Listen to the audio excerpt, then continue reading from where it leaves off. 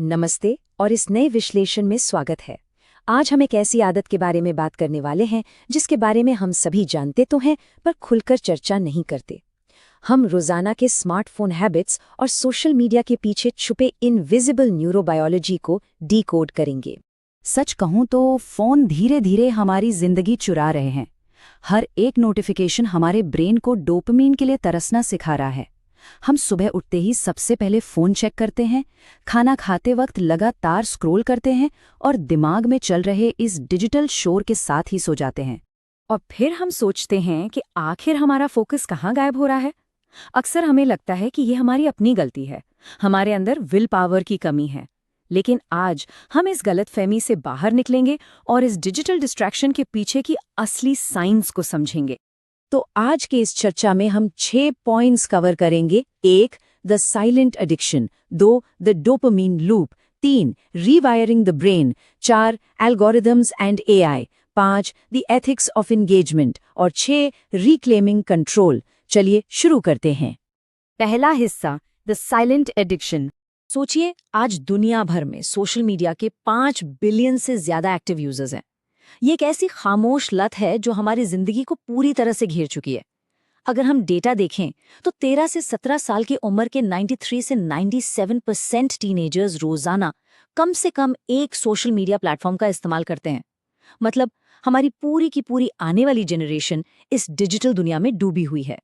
अब आते दूसरे हिस्से पर, द डोपामिन लूप।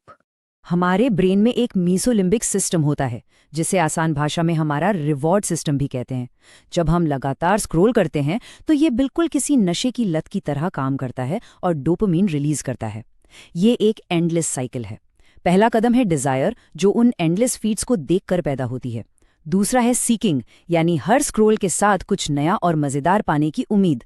तीसरा है रिवॉर्ड, जैसे पोस्ट पर लाइक्स या कमेंट्स आना। और चौथा है रीइंस्टेटमेंट, जो वापस से उसी डिजायर को जगाता है। एल्गोरिदम्स हमारे इस लूप का फायदा उठाते हैं और हमें इस चक्कर में हमेशा के लिए फंसा देते हैं।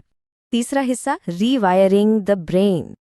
अगर हम न्यूरोकेमिस्ट्री से थोड़ा आगे बढ़ें तो पता चलता है कि हद से ज्यादा स्क्रोलिंग लिटरली हमारे ब्रेन के फिजिकल स्ट्रक्चर को भी बदल रही है।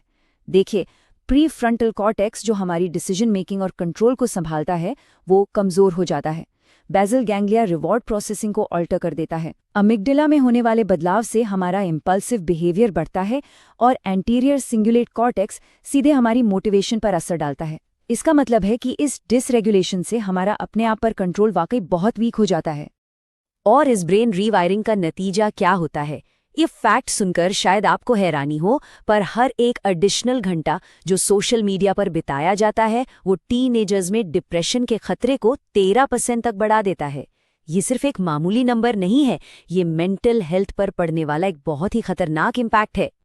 चौथा हिस्सा, एल्गोरिदम्स एंड एआई। देखिए, ये सब अपने आप नेचुरली नहीं हो रहा है। इसे मशीन लर्निंग द्वारा बहुत ही सावधानी से इंजीनियर किया गया है ताकि हमारा स्क्रीन टाइम मैक्सिमाइज हो सके। एक तरफ हमारा ब्रेन है जो रिवॉर्ड्स के प्रति बहुत सेंसिटिव होता है, और दूसरी तरफ है एडवांस्ड एल्गोरिदम्स, जो हमारे एक एक बिहेवियर और सेंटिमेंट को एक्यूरेटली प्रिडिक्ट करते हैं। सीधे शब्दों में कहें तो मशीन्स हमारी बायोलॉजी का फायदा उठा रही हैं। टिम एस्टस का ये कोट इस स्थिति को एकदम परफेक्टली समझाता है। वो कहते हैं कि एआई एक फेंटनिल की तरह है जब इसे सोशल मीडिया की डिजिटल हेरोइन के साथ मिलाया जाता है। एआई ड्रिवन फीड्स इतनी पोटेंट होती हैं कि वो हमें बिल्कुल वही दिखाती हैं जो हमें बांधे रखें, ताकि हमारा ध्यान हमेशा स्क्रीन्स पर ही अटका रहे। पांचवां हिस्सा, द एथिक्स ऑफ एंगेजमेंट। अब यहाँ एक बहुत बड़ा एथिकल सवाल सामने आता है। बिना हमारी साफ सहमति के हमारी आदतों को लगातार ट्रैक किया जा रहा है, और इसके पीछे का रीजन समझना हो तो इस आंकड़े पर गौर कीजिए। $11 बिलियन। सिर्फ 2022 में अकेले यूएस में बच्चों के डेटा और स्क्रीन टाइम ने प्लेटफॉर्म्स के लिए $11 बिलियन का एडवर्टाइजिंग रेवेन्यू जनरेट किया। ये दिखाता है कि इन एंडलेस फीड्स के पीछे आखिर कितना बड़ा फाइनेंशियल मोटिव छुपा हुआ है। छठा और आखिरी हिस्सा, रिक्लेमिंग कंट्रोल। तो अब सवाल है कि हम कर क्या सकते हैं। वक्त आ गया है अपनी लाइफ का कंट्रोल वापस लेने का। हमें कुछ स्ट्रिक्ट बाउंड्रीज सेट करनी होंगी, जैसे घरों में इंटरनेट का इस्तेमाल सिर्फ शेयर्ड स्पेसेस में करना, सोते और खाना खाते वक्त स्क्रीन्स को बिल्कुल दूर रखना। प्लेटफॉर्म्स को ऐसे फीचर्स लाने चाहिए जो स्क्रीन ब्रेक्स एनकरेज करें और यूजर्स को कंटेंट फिल्टर करने की आज़ादी हो। इसके अलावा ट्रांसपेरेंट डेटा हैंडलिंग और पीयर लेड सपोर्ट ग्रुप्स भी बहुत ज़रूरी हैं, जहां लोग इन चैलेंजेस के बारे में खुलकर बात कर सकें।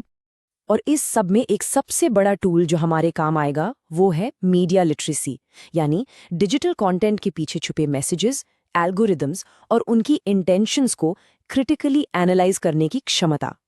ये कोई ऐसी चीज़ नहीं है जो अपने आप आ जाएगी। इससे एक बेसिक एजुकेशनल टूल की तरह शुरू से सिखाना पड़ेगा, ताकि हर कोई इस डिजिटल भूल भुलैया में खुद को सेफली नेविगेट कर सके।